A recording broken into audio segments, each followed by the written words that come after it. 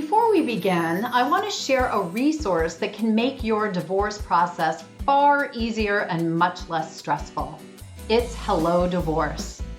Hello Divorce gives you a guided, step-by-step path through your divorce with clear instructions, simple online tools, and support from real legal and coaching professionals when you need it. You get help with paperwork, access to affordable legal advice, and a process that is designed to save you money, reduce conflict, and keep you informed every step of the way. They've created a special page just for Divorce and Beyond listeners. Visit hellodivorce.com/Susan to explore their plans, pricing, and resources so you can see exactly what fits your situation. If you want a clearer, calmer, more empowered way to move through your divorce, start at hellodivorce.com/Susan. Coming up on today's episode of the Divorce and Beyond podcast. And so I might have been able to take a much bigger financial hit had I gotten divorced at 30 or 40. Well, I got divorced at 50 and it looked very, very different because I was like, wait, I've got kids who want to go to college. I got to save for retirement. I've got a mom who's getting older, so all of those things factor in as well.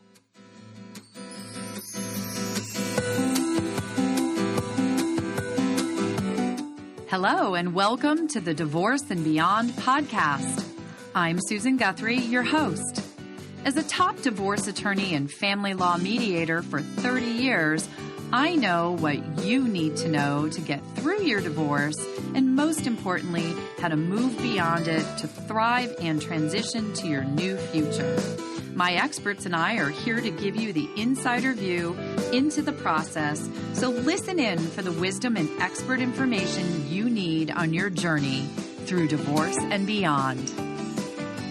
Hello and welcome back to Divorce and Beyond. I'm Susan Guthrie, your host, and today's episode is one so many of you have been asking for, especially since my recent appearance on the Oprah podcast and the surge of listeners navigating gray divorce. Starting over in your 50s just feels different. It is intense, emotional, and financially complicated. It forces you to rebuild your life and your sense of self at the same time. My guest today, Kelly James, knows that experience all too well. Kelly escaped from the law more than 25 years ago to become a full-time freelance journalist, and she's the author of several books, but one including my favorite, The Book That Almost Got Me Fired. That's the title, The Book That Almost Got Me Fired. She is a midlife single mom raising two teens, managing a career shift, and figuring out what stability really looks like after divorce. In our conversation, Kelly and I talk about the truth of starting over, in her case at 52, the pressure to reinvent your career, and the financial realities that hit hard in midlife. She brings honesty, humor, and a perspective that so many of you will see yourselves in. So let's get started.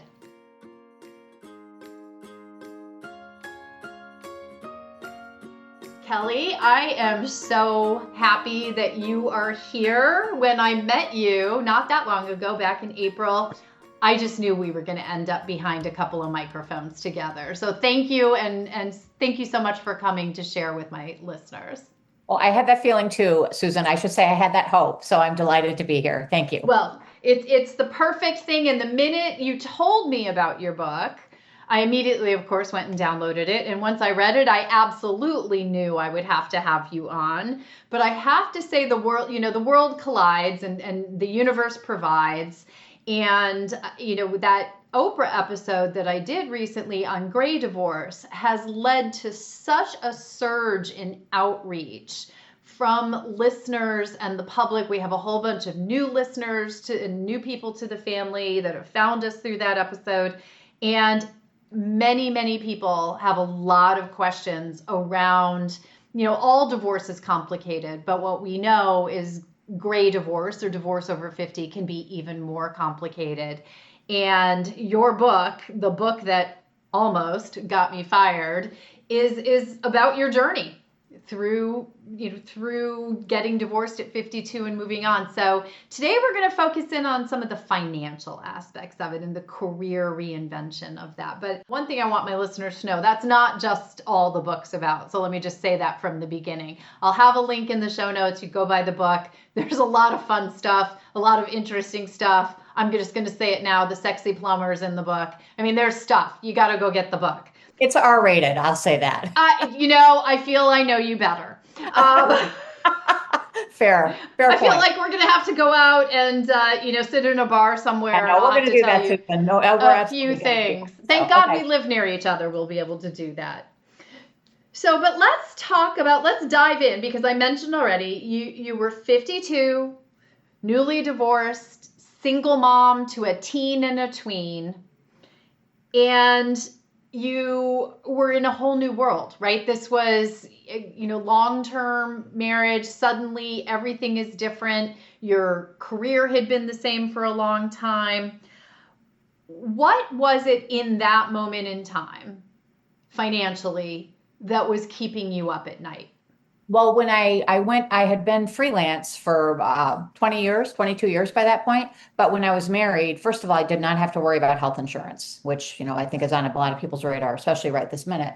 But I also had the safety net of another income earner. And my former husband, my kid's dad, always made more than I did and had good benefits and good insurance and all that stuff. So when I got divorced, I lost that safety net. I was paid maintenance and child support based on law in Illinois. He made a lot more money than I did. And that certainly helped, but it wasn't enough for me to pay my bills and to support our two children. And so when I started thinking, maybe I should go back, I should explore the idea of going back into corporate America, where I had not been in 22 years. So I was like a new college grad. Going into corporate America. Time to interview. Exactly. I did think the job I ended up getting, I applied for on a whim. I really did.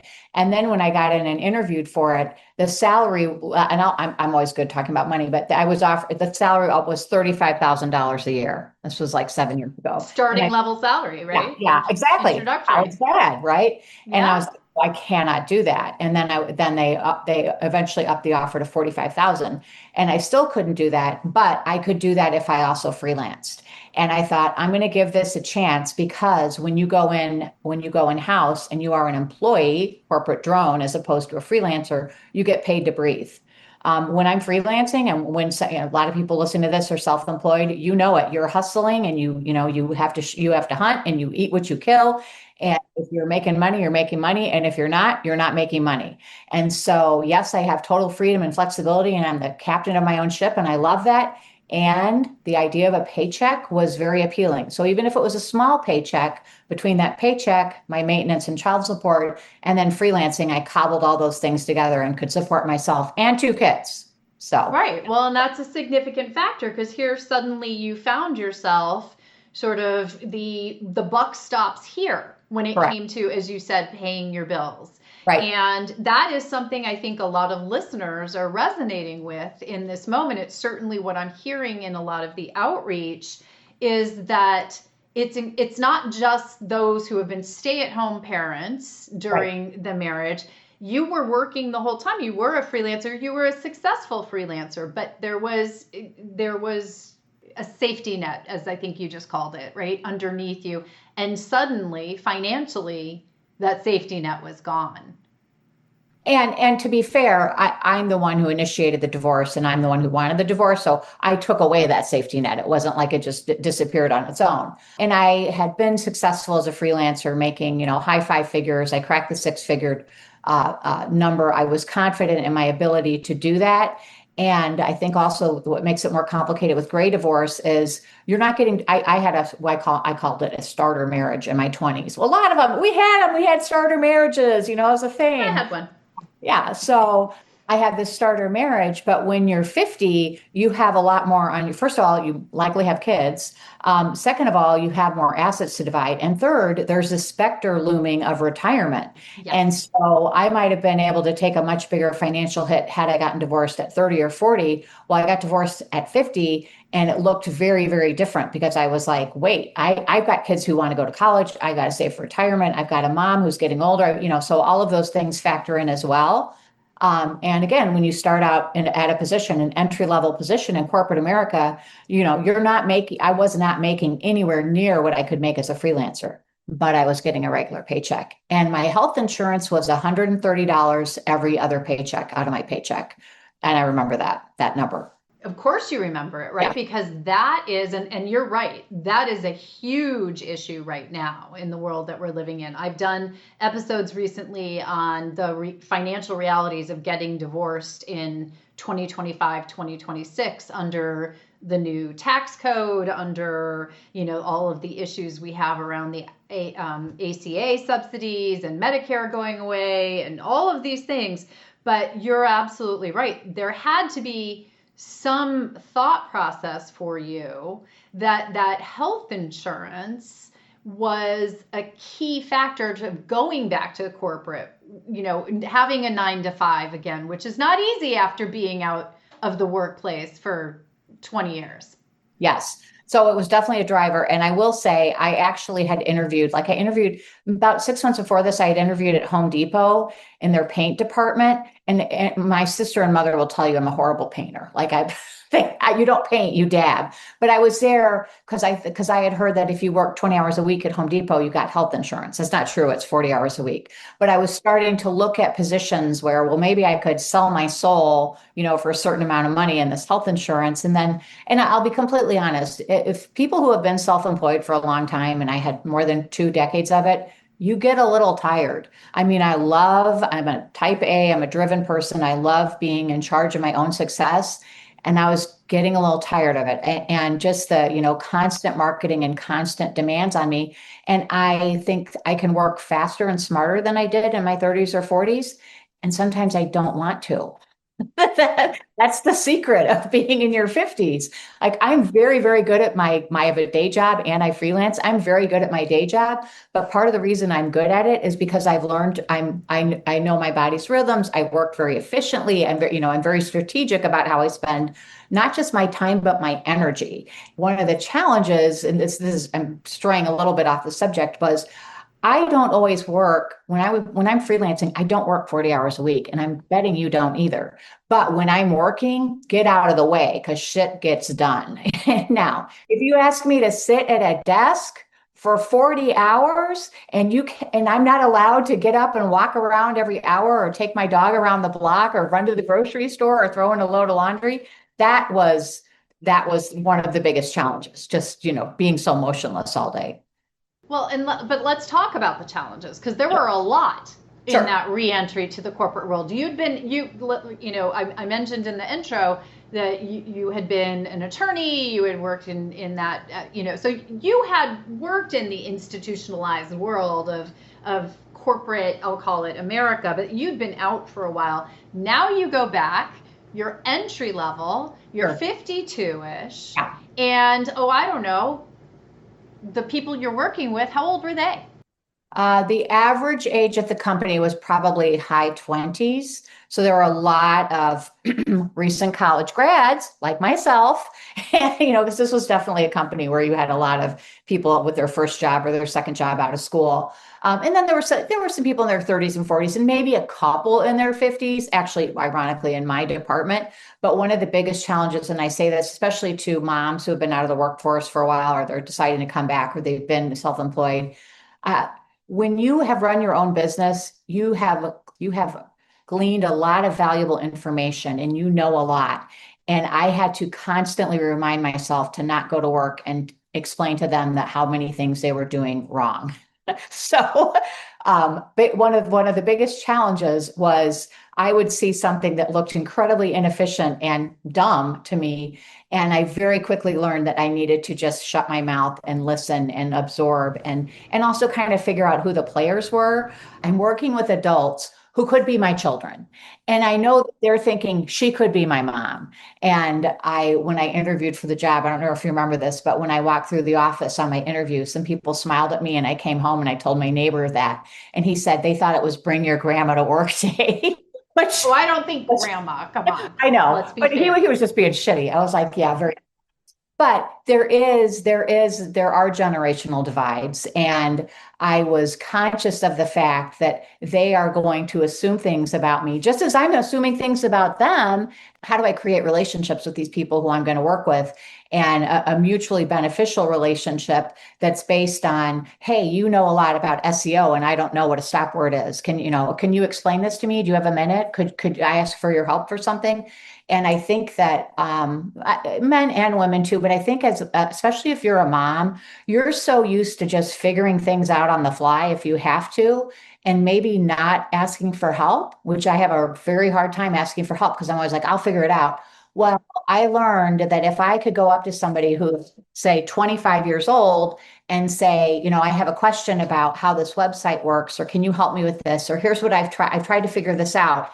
They were delighted to help me and explain what they knew about, and it made me smarter. And that's how I started creating these relationships with people. And also, just again, I think there's a natural inclination as we get older to become more rigid in our thinking, or this is the right way, or this is how it should be done. And something I really work on as I get older and wiser, hopefully, is keeping that mindset open. Like, wait, I be curious. I don't want to be judgmental. I want to be curious for the rest of my life. So that was one of the challenges in how I handled it. And also, this was a very disconnected environment. I'm an extrovert, I think you can tell, but people didn't say good morning. People just come in and sit down at their desk and they had giant headphones on and they would just they were like Ottomans. It was weird to me. I was like, doesn't anyone talk here? And I'd be in the coffee like, hi, haven't met you. I'm Kelly. I'm new. And people were like, who is this person?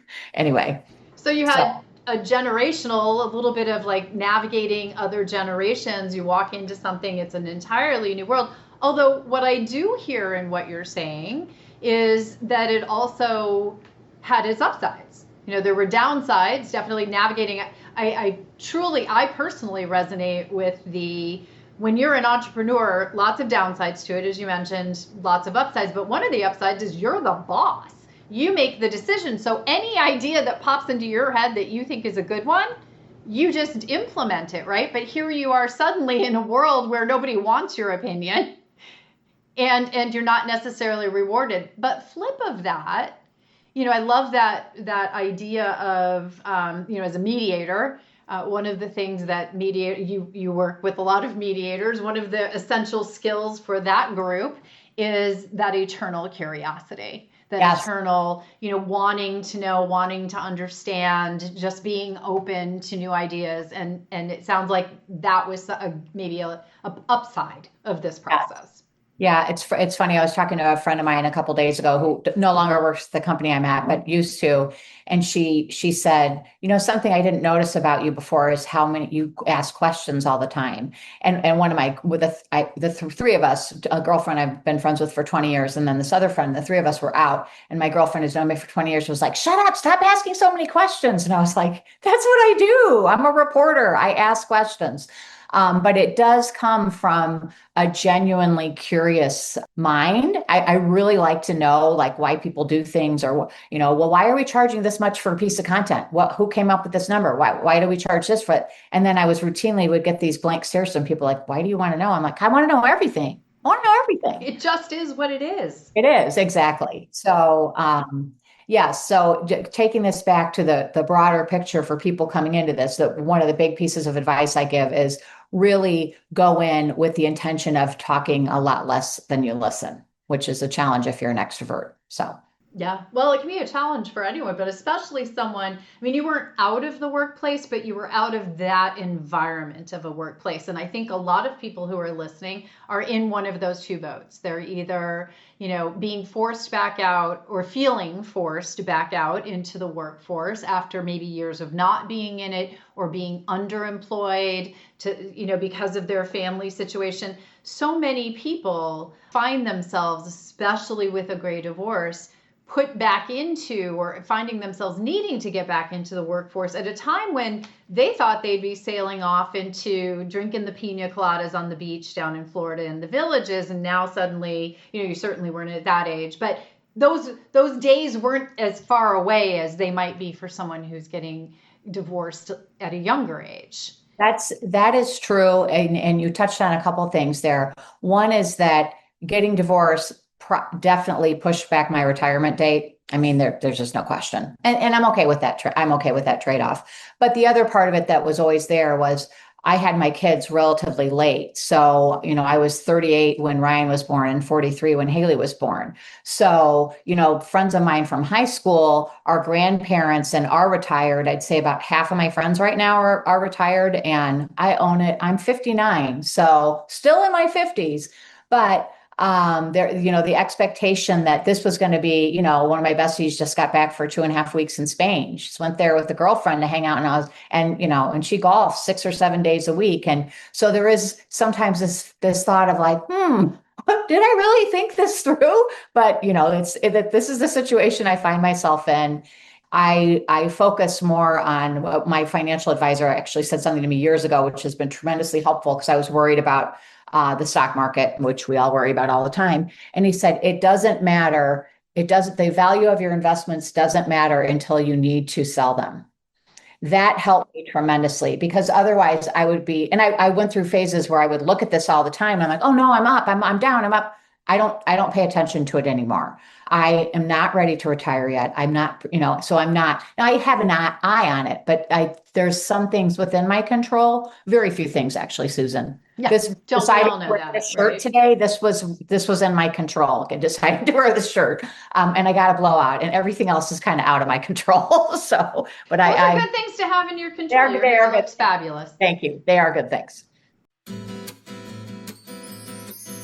We will be right back with more from Kelly, but first, a quick word from one of our sponsors. And stay with us because in the second half of this conversation, Kelly opens up about the moment in her corporate job that pushed her to rethink everything she believed about stability and success. It is honest, it is surprising, and it is something that so many of you who are rebuilding after divorce will connect with immediately.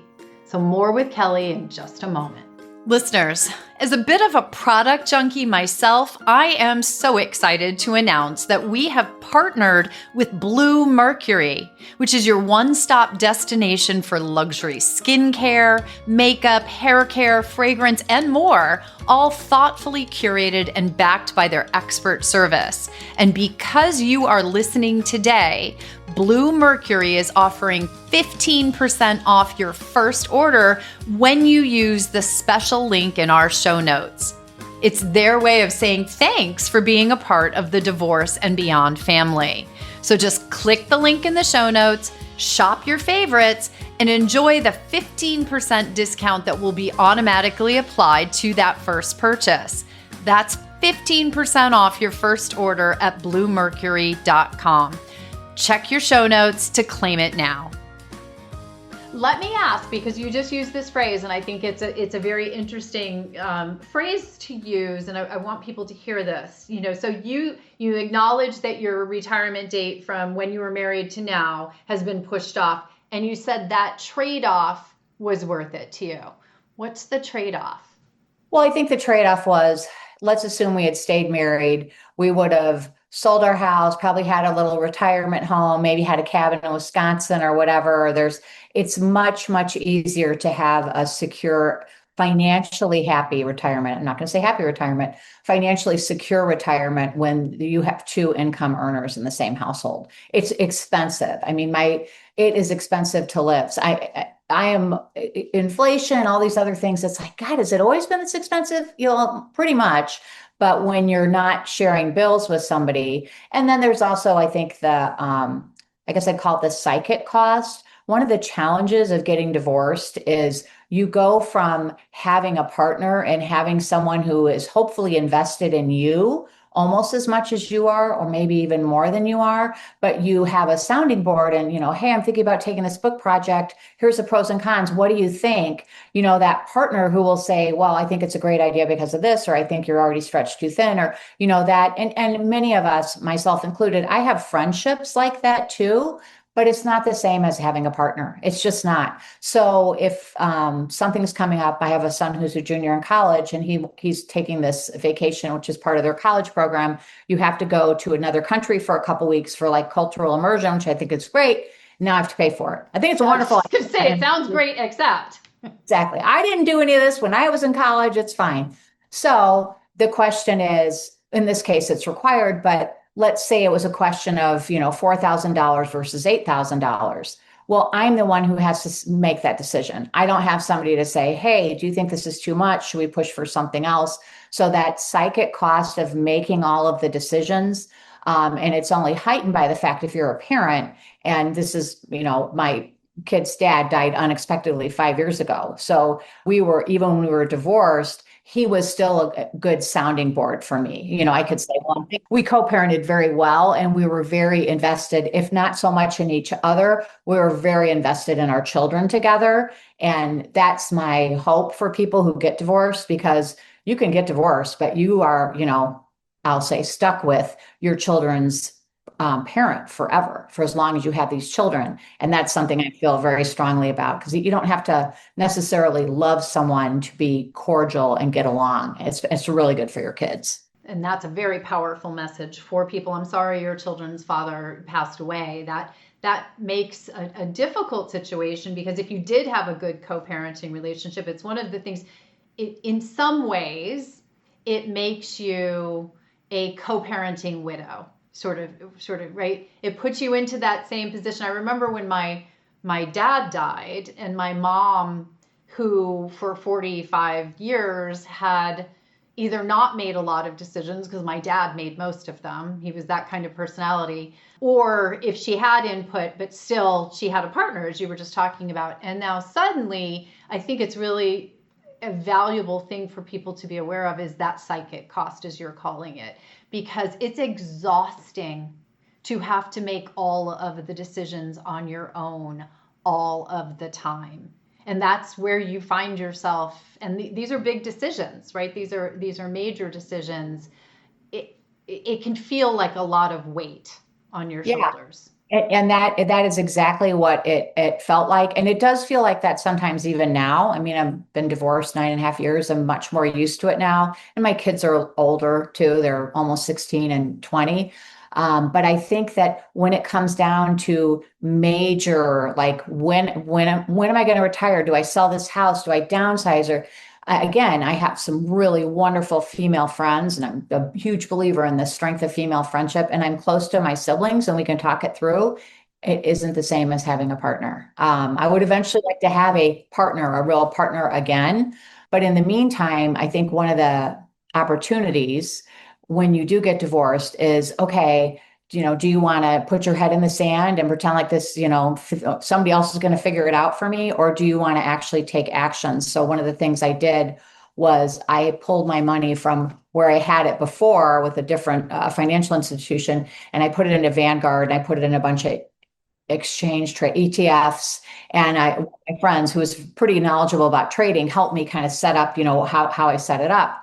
And I remember when I was doing this and I was so anxious about it, I was like, but I'm going to be in charge of my own money. And then it was like, okay, you're 52 years old. You're a single mom. You have 2 college degrees. You're smart. You're telling me you can't. So I had to talk it through. And I remember I was walking my dog and I was like, what if I lose all my money? What if I make all these bad decisions? And it was like, well, I guess I'll work forever and live in one of my kids' basements. And as soon as I got to that, worst case scenario, and I don't think that's going to happen, it took away the fear, because I think sometimes we know we should do something, but it's more stressful to take action. So we just don't do anything. And, people always talk about fight or flight, but, the third response to stress is very common, and it's freeze. And it's, again, putting your head in the sand and just, okay, somebody's going to work all this stuff out for me. No, I can't remember the writer who said, no, no one's coming to save you, or someone's coming to save you, but it's you. You have to come save yourself. You have to come save yourself. Yeah. Well, and I think that's a really important factor, especially, again, most of my listeners are women. We do have male listeners, but most are women. And, when you find yourself getting divorced after 50 and you've been in a long-term marriage, most relationships have a bifurcation kind of duties. in fact, totally tangent, but I've been watching that All Her Fault that is about the fact that women carry most of the burden in the house and they work outside the house in a lot of cases. Totally tangential but I've been posting a lot about it on my Instagram. But I think for a lot of women, that's been sort of, well, that's something that he does. He handles the finances. I don't need to do that because I trust him and he does that. I do my other things. And then suddenly you find yourself in that place where this very foreign thing that you've never thought, you never dealt with yourself, nor thought you were going to have to, is on your plate. And it can feel pretty overwhelming, I would think. Agreed. And I think that, I would hope that as that more marriages are more egalitarian, in terms of the division of responsibilities and duties, and that's simply not the case. And I know I did a lot in our marriage, but like I never did yard work. I mean, my husband mowed the yard, and when I bought the house I'm in, I hired a high schooler to come mow my grass. And then after a couple of years, I was like, I should probably get a lawnmower. And then I was like, this is embarrassing. I'm kind of scared of the lawnmower because it's got an engine and yeah, like, okay, messy, it's smelly, it's. So I bought a lawnmower and I figured out how to use it. And like, I actually mowed because I had a bunch of leaves down. So rather than actually rake the leaves, I just went and mowed them all up. But anyway, it's a small example, but it is something where until recently, I used to clean out my own gutters too and do that kind of thing. And then I think I may have mentioned this to you, but at a certain point, I was like, I don't need to fall off this ladder and like break my arm or something. So not be able to go to work. Exactly. Many things can be outsourced. Well, and you have the health insurance doesn't mean you want to have to use it. Yes, exactly. I have the health insurance. I having broken both wrists in the space of the last 9 years, first my right and then my left. I don't want to do that again. So no, nothing good about it. And knock on wood, don't need that health insurance. But it is a very major factor for so many people. And one thing I would say is 9.5 years ago, when you were looking to get back into the corporate world, I think there was more opportunity to do that. Whereas today, unfortunately, in the US at least, we're seeing the job market really take a nosedive where those who are just getting out of college aren't able to find jobs. So I do think that there's going to be a challenge for those who are getting divorced now and trying to get back out into the job market, where they may find that entrepreneurship is the only thing that's open to them. Correct. I think that I've gotten much better at like never saying never, and not, like, oh, I wouldn't do this, or I couldn't do that, or just staying open to opportunities because, as a writer, Chat GPT and AI, it's taking jobs, and I'm not saying that it isn't taking some jobs, it is. And the job market is rough right now. And notice I didn't say but. And there are always opportunities. There's always something. I'm sure you know this, but like if you're on LinkedIn or something and you start seeing certain posts, that algorithm, like I see a lot of posts about people losing their jobs. And so I am limiting my amount of time on social media I don't want to get into a whole diatribe about that. But what I will say is, if you look for something, you will find it. So I try to counteract that by, somebody who, one of my bonus daughters, these young women who grew up around the corner from us, and I've known them since they were 6 and 8. She got out of school. She has a degree in architecture. She got a great job. Her roommates got a great job. All their friends have great jobs. Now, I'm not saying there aren't people without them, but you can always look for, do you want to focus on, okay, this is positive news or is this negative news? And I try to edge toward the positive. It can help to keep that positive mindset because, it was interesting on the Oprah podcast, they had 5 different people in the audience who were sort of telling their stories, 3 of whom were women who 3 had gone through divorce in the past few years, gray divorce. And they all talked about how emotionally devastating it was at first. And in this case, I will say all 3 of them were not the person deciding to get divorced. Not the person deciding, which is a different paradigm than yours. But they all, one of the things that I thought was such a great takeaway from the episode is all of them were now in a space where, despite the difficulties, and they were all very clear about the difficulties, you here have been clear about the financial pressures and the fear-based aspects of some of this, yet all of them said they were in a better place than they had been in the marriage, and that they ever thought that they would be in at that time. And I'm just wondering what your thoughts are on your situation. I never thought I would be quoting the Bible during a podcast, but I will say there's a line in the Bible from 1 Corinthians 13 where the line is, "For now we see through a glass darkly, but then we will see face to face." And to me, it means when you're in the middle of the trauma or the pain or whatever the suffering is, you can't always, you can't see, okay, this is going to happen in the future or 6 months from now or a year from now or whatever. You're sometimes so trapped in that. But the example I will give, I wanted to be a mom from the time I was like a teenager. Love kids, was lifeguard, was a swim coach, or daycare or a day camp person, babysat, just adore kids. And when Eric and I were trying to start a family, we went through 7 years of infertility treatment. And I got pregnant 5 times, but I was never able to sustain a pregnancy. And we had a lot of losses, and it was not fun at all. And we ended up adopting both of our kids. We have open adoptions with 3 of their 4 first parents. And, now I have the child, my son is 20 and my daughter's almost 16. And I look at them and they're great kids and we have a really good relationship. I'm proud of them. I love it. If you would have told me like 25 years ago, hold on, this is what's going to happen. It's going to be so much better than you can imagine. You're going to love these kids more than you ever, you know what I mean? But you can't always see it. So it's not just having faith that things will get better. I do think I'm a bootstrapper. You can't sit around and wait for the magic to happen. You have to make the magic to happen. But if somebody's really in that space where I just don't think things can improve, I don't think things can ever get better, that's only a moment in time. And then I also think emotions are not permanent. Like I could be having once in a while I just wake up and I'm in a shitty mood and I kind of hate everybody. I don't know why, just do. Maybe it's menopause. It's not permanent. It's not permanent. And so when I'm having a fantastic day and everything's firing on all cylinders and I love the world and I'm smiling at everybody and people are complimenting my hair, I really enjoy it and seize it and milk it. And then the times when I don't feel that great, I'm like, oh, this too shall pass. So, you know what I mean? It's adjusting your attitude. I think there's an aspect of you have to feel how you feel.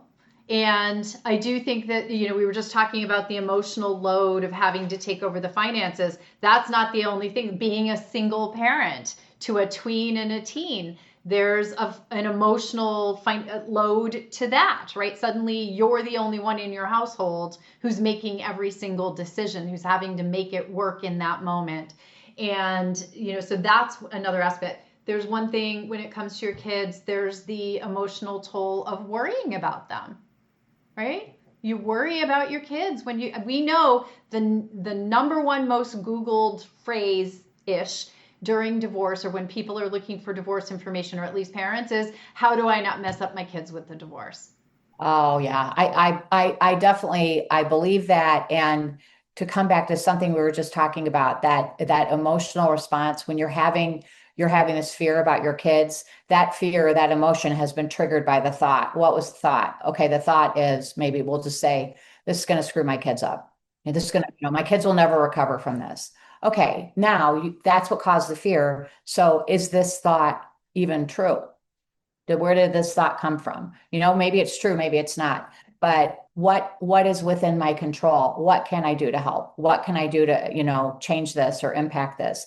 And then knowing that you can, this discussion would go much further down, but it's, if you know and truly believe that this is the right decision for you and maybe for your partner, whether your partner wants it or not, you can figure out a way and do your best. And I don't think that anybody gets prizes for staying in a miserable marriage, or I shouldn't say an unhappy marriage. And then if your kids grow up seeing that, I don't know that that's great for them either. Statistics and studies say it is not good for them. So, and that is another episode we've done, and I'll share the link to that for everyone. But all right, so we're running close to the end of our time, but I cannot let you leave without at least sharing a little bit of the tidbits that generated the title to the book, right? I don't want you to give away the whole plot, obviously, but the book that almost got me fired. What can you tell us about it so listeners know why they need to go get the book?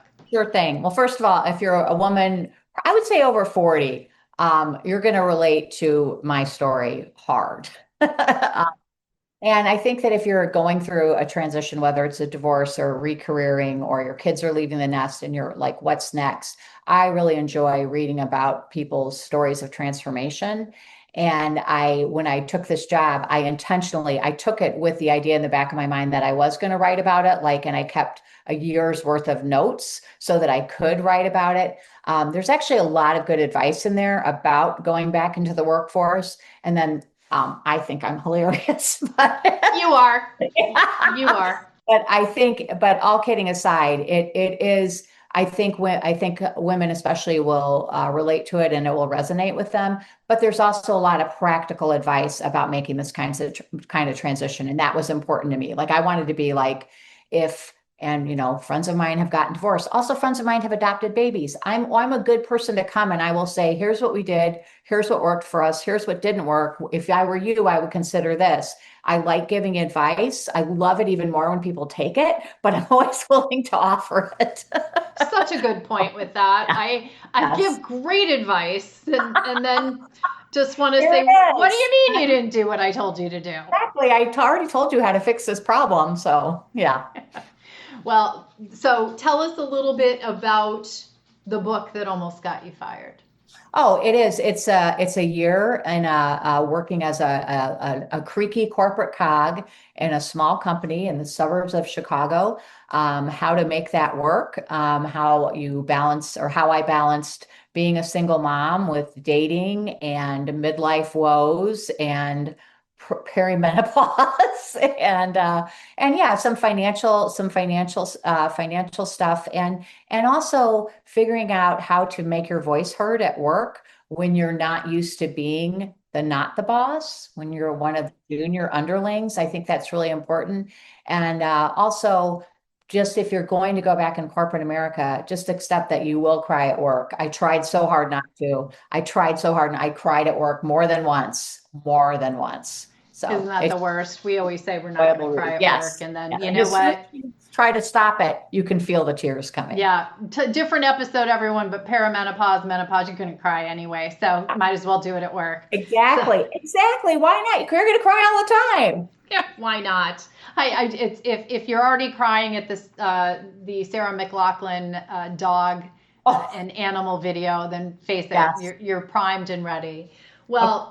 Thank you so much for coming on and talking about this, and with real candor and with such a generous heart, because I've gotten to know that you do have one, and your goal here is to help other people who find themselves in this place. And that's, I think that's what drives you to be a fabulous author and to do all the things you do. So I do highly recommend everyone go get the book. You can get it on Amazon. It's The Book That Almost Got Me Fired. I'll have a link in the show notes. Any last words for our listeners, Kelly? I really appreciate every day I get. And I think that, when I wake up in the morning, I try to remember to say thank you for another day. And when I go to sleep at night, I really do, whether you believe in God, the universe, or we're just, floating around on this giant gumball, whatever. But the opportunity to be alive is such a gift, and I do not take it for granted. And that's the message I have, honestly. Every day. One of my friends says every day above the dirt is a good day. And when I first heard that, I was like, and then I was like, I think I'm going to adopt that. Yeah. Stitch it on a sampler, hang it on the wall. But It's not wrong. Gratitude is an incredibly powerful thing. Agreed. So, well, I'm grateful for you. I'm grateful that you shared with my listeners and my Divorce and Beyond family. And thank you so much for joining us. Thank you. Before we close, here are a few golden nuggets from today's conversation with Kelly.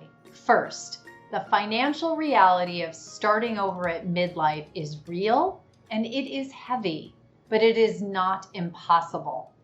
Kelly's story is a reminder that you can build stability again, even when your safety net disappears. Second, reinvention in your 50s is less about dramatic leaps and more about staying open, curious, and willing to take one brave step at a time. You do not need the full roadmap to begin.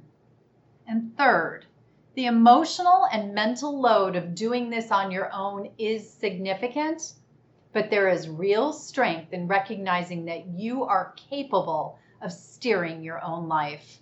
Small, practical actions build confidence and momentum. Kelly, your honesty and humor are powerful reminders that life after 50 is not winding down, it is opening up. Thank you again for sharing your story and your wisdom. And to all of you listening, thank you for joining us today.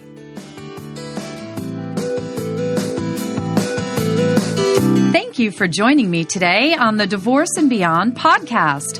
I hope you found some information and inspiration to help you on this journey. Please join me every Monday at 6 a.m. Eastern Standard Time for a new episode. And if you like the show, please take the time to subscribe and leave me a 5-star review on iTunes. You can also find more information on the website at divorceandbeyondpod.com, where you'll find links to the YouTube channel, transcripts of the episodes, and other bonus content. So I'll see you next week to help you move through your divorce and beyond.